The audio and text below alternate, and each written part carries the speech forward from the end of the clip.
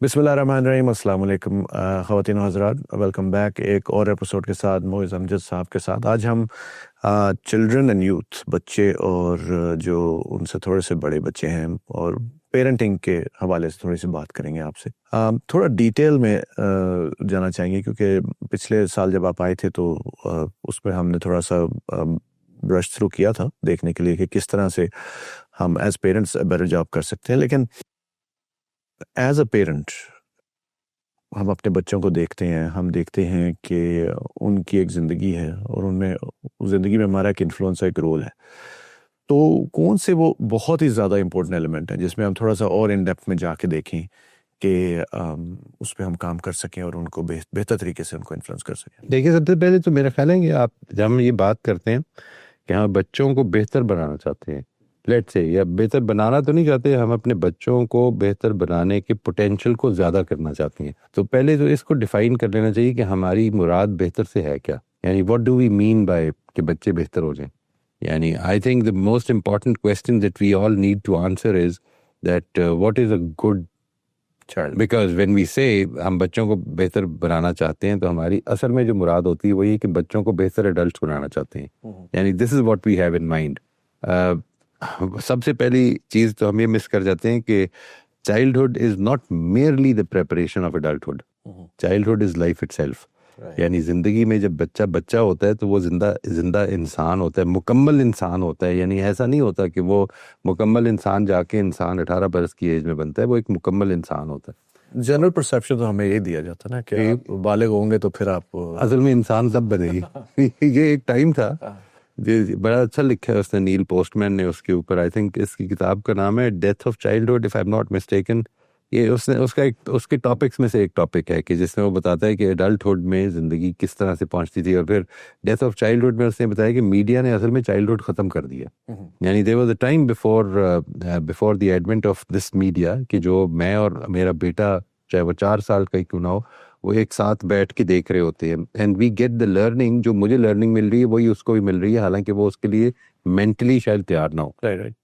But there was a time in this world कि जिस वक्त प्रिंटिंग प्रेस इजाद हुई थी तो असल में एडल्टहुड वजूद में आई थी। एडल्टहुड वजूद में आने का मतलब ये है कि मैं as an adult and my child, हमारा एक बड़ा डिस्टिंक्ट रिलेशनशिप ये था कि मैंने एक एजुकेशन के प्रोसेस से अपने आप को उस मीडिया के लिए जो उस वक्त मौजूद था, यानी न्यूज़पेपर थे, मैगजीन्स थे, बुक्स थी, उनके लिए तैयार किया था। मेरे अंदर लिटरेसी ने ये एबिलिटी पैदा कर दी थी कि मैं वो पढ़ सकता हूँ और वो नहीं पढ़ सकता। राइट।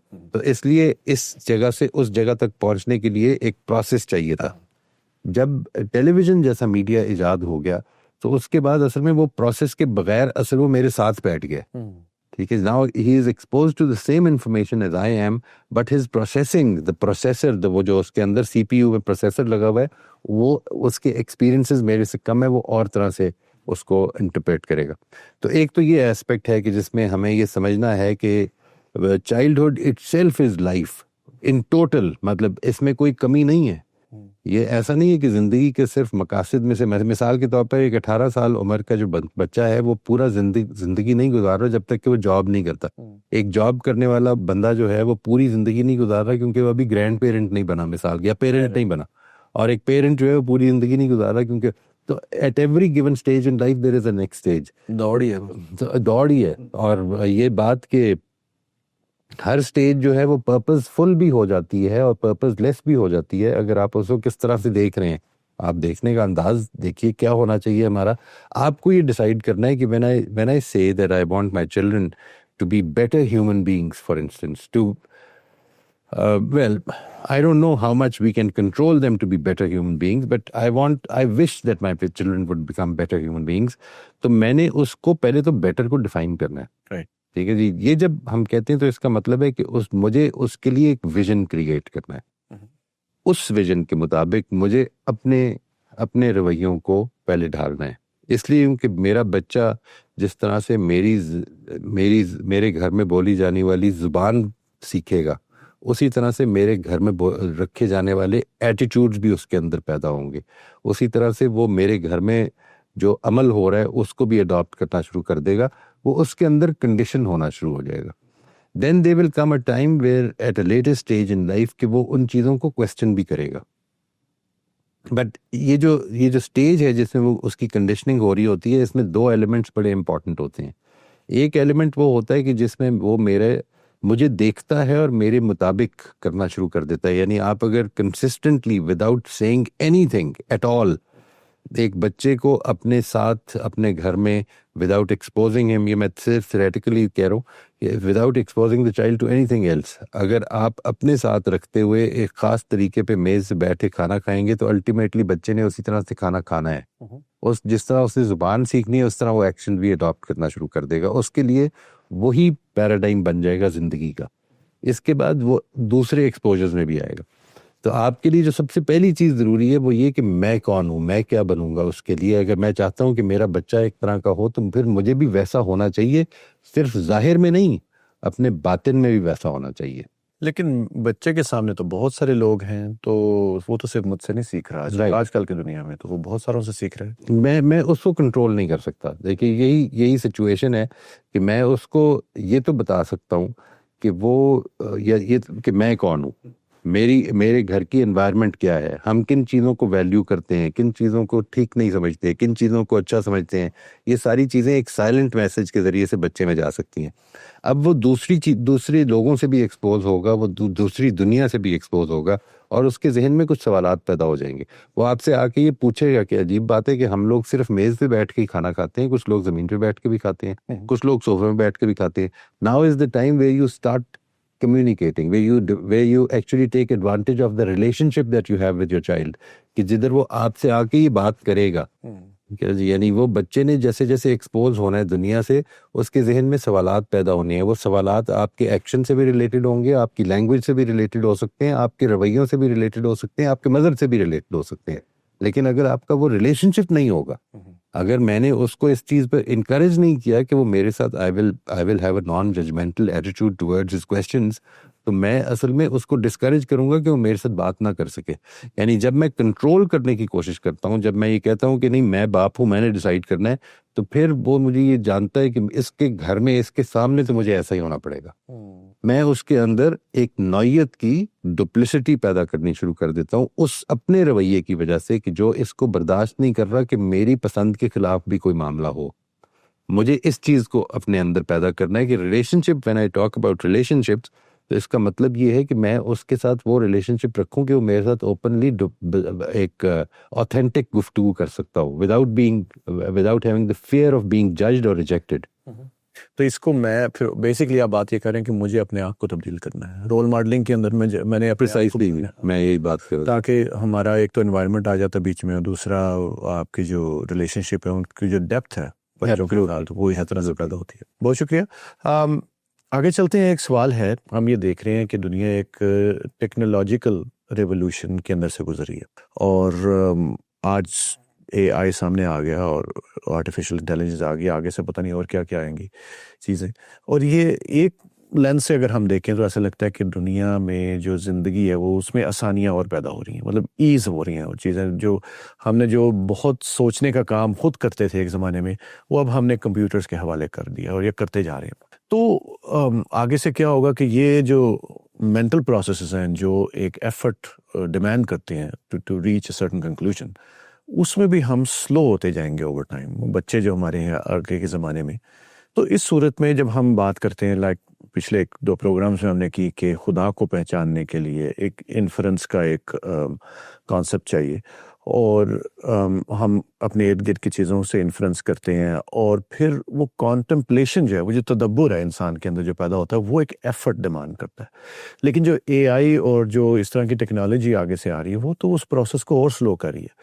تو پھر اس صورت میں ہمارا جو اللہ ہے اور ہمارا ریلیجن ہے آگے کی جنریشن کے لیے ریلیونٹ کس طرح سے رہے گا, یا ہماری جو کمیونیکیشن ہے ہم اس کو کس طرح سے تبدیل کریں اس صورت میں؟ نہیں, چیزیں اصل میں جو انسان کی دریافتیں ہیں نا جی, یوں سمجھ لیں انسان کی کیا دریافتیں ہیں. اس دنیا کے قانون میں, اس دنیا کے نظام میں جو چیز وجود میں آتی ہے وہ اصل میں 2 ایجڈ سورڈ ہوتی ہے. یعنی ایسا نہیں ہوتا کہ وہ صرف فائدے بھی دیتی ہے, وہ نقصانات بھی دیتی ہے.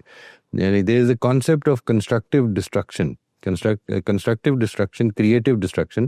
کریٹو ڈسٹرکشن اصل میں اس چیز کو کہتے ہیں کہ جو جب کوئی نئی چیز آتی ہے وجود میں تو وہ بہت سارے پروفیشنز کو ریڈنڈنٹ کر دیتی ہے، بہت سارے پروفیشن کو آؤٹ ڈیٹڈ بنا دیتی ہے. وہ اب یعنی مثال کے طور پر کلیریکل کام جو ہیں اب ضرورت نہیں رہے گی، کیونکہ وہ سارے کام جو ایک کلرک کیا کرتا تھا وہ اب جیسے چیٹ جی پی ٹی کر دے گی. فار انسٹنس میں مثال دے رہا ہوں، اگر ایسا ہو سکے گا. انسان اس کے اندر یہ انسان کی پروگرس کی کہانی بھی ہے، اور بہت سارے پروفیشنز جو موجود تھے ان کے ختم ہو جانے کی کہانی بھی ہے.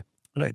ایٹ ایوری گیون اسٹیج انسان نے اپنے لیے سہولت تلاش کرنے کی کوشش کی ہے، اور وہ اس میں بہت حد تک کامیاب بھی ہوا ہے انسانیت کے لیول پہ. میں ہو سکتا ہے بہت ساری ایفرٹس اس سہولت کی تلاش میں ناکام ہو گیا ہوں، لیکن جنرلی انسانیت گرو کر رہی ہے. یہ بڑی اچھی بات ہے، اور اس سے آئندہ آنے والے لوگوں کو بڑا فائدہ بھی ہوگا. اور اس کے نتیجے میں کچھ نقصانات بھی ہوئے ہیں. بہت ساری چیزیں جو ہے وہ ریڈنڈنٹ ہو گئی ہیں، وہ آؤٹ ڈیٹڈ ہو گئی ہیں، اور نئی چیزیں وجود میں آنی شروع ہو جاتی ہیں.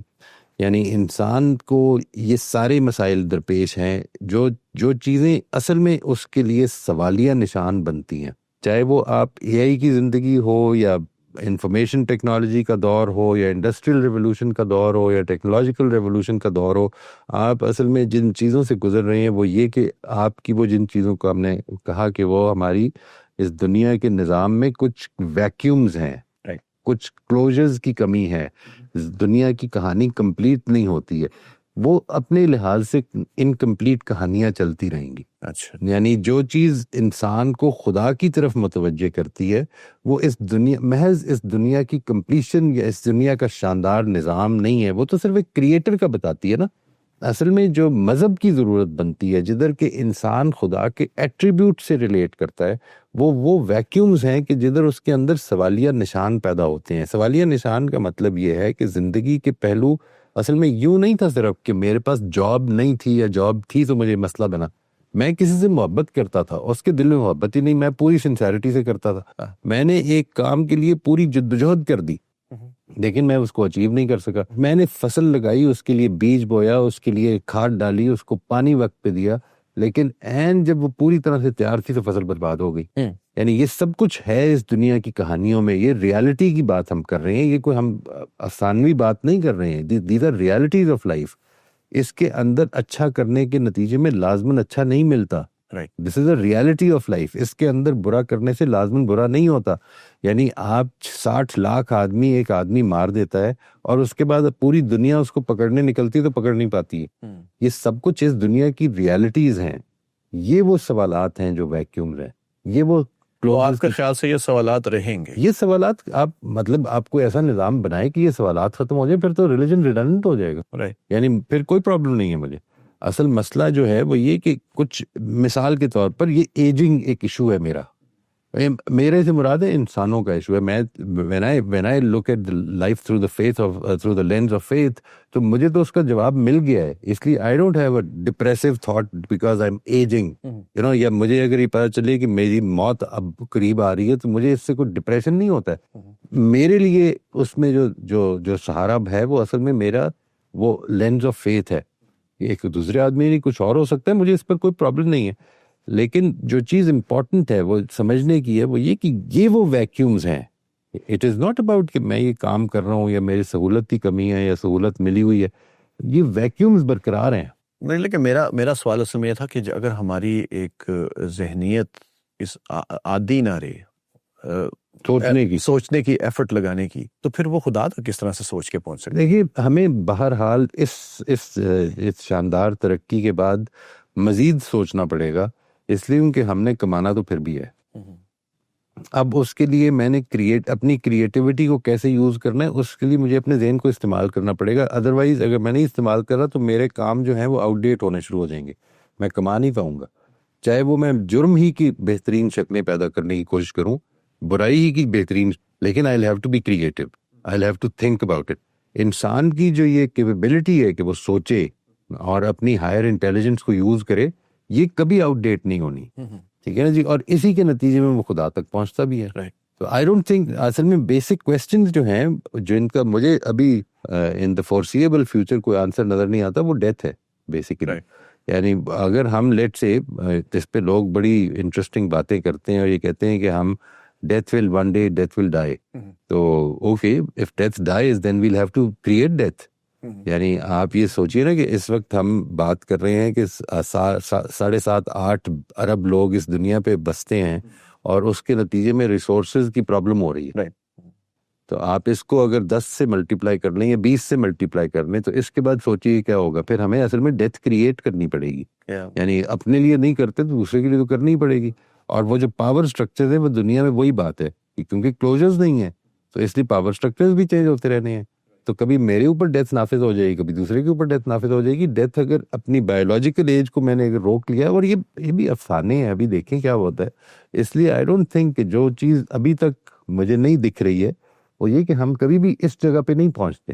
اس کا مطلب یہ ہے کہ ریلیجن کسی نہ کسی طرح سے ریلیونٹ رہے گا آنے والے وقت. اگر نہیں رہے گا تو سو بسم اللہ جی ختم کر دیں گے. اچھا, یعنی آج اگر ایک سچائی کے طور پر اس کو مان رہے ہیں تو کل کو اگر سچائی کے طور پر ریجیکٹ کریں گے تو کرنا ہی چاہیے تھا. ٹھیک ہے جی, بہت بہت شکریہ موہد صاحب. آج کا ٹاپک یہاں پر ہم ختم کرتے ہیں. بہت بہت شکریہ ناظرین. نیکسٹ ٹائم آپ سے پھر ملاقات ہوگی ایک نئے ایپیسوڈ کے ساتھ. اللہ حافظ.